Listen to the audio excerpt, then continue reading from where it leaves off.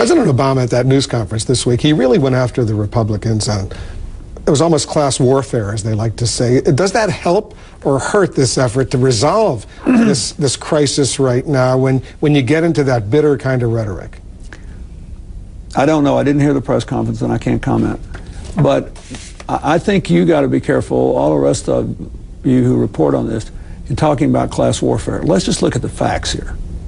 Ever since their theory of the case became dominant in America, right, in the 1980 presidential election, from 1981 to 2011, let's look at what happened.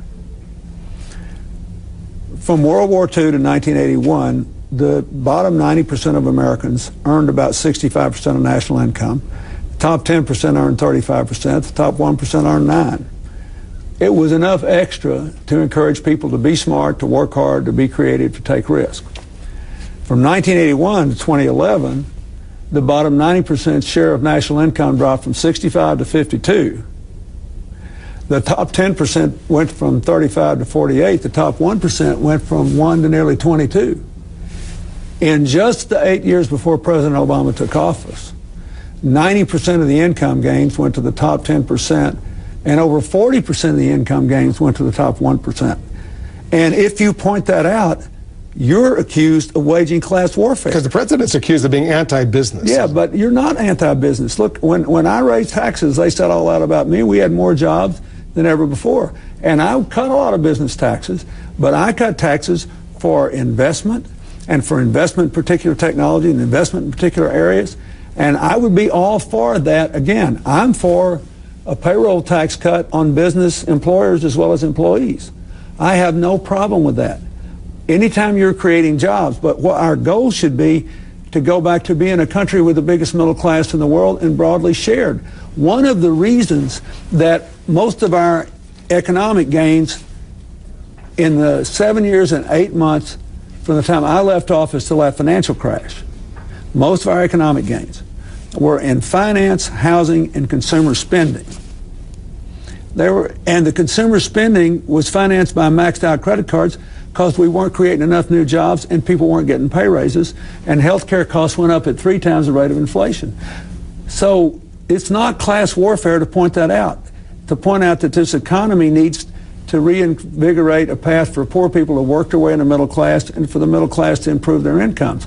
That's not class warfare. It's not class warfare to ask Bill Clinton, who was the disproportionate beneficiary of the economy for the last 10 years, to actually return to the taxes I was paying when all of America had a much stronger economy and all of America was benefiting more. Because the argument is, the top 2% of income earners in America pay, 30 or 40% of all federal income tax. And half of the people in America pay no federal income tax. That's right, and they shouldn't. But the top 1% also got 43% of the income gains of the last decade.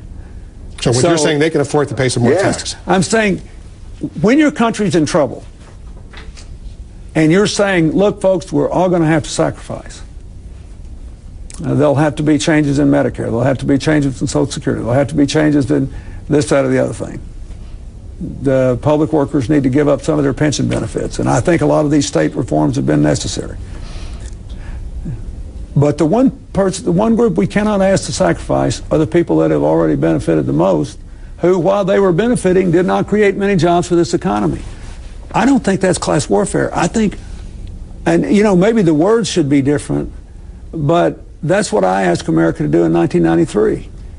And it worked because we had half revenue increases and half spending cuts. And we got way more deficit reduction than we thought because we had more economic activity.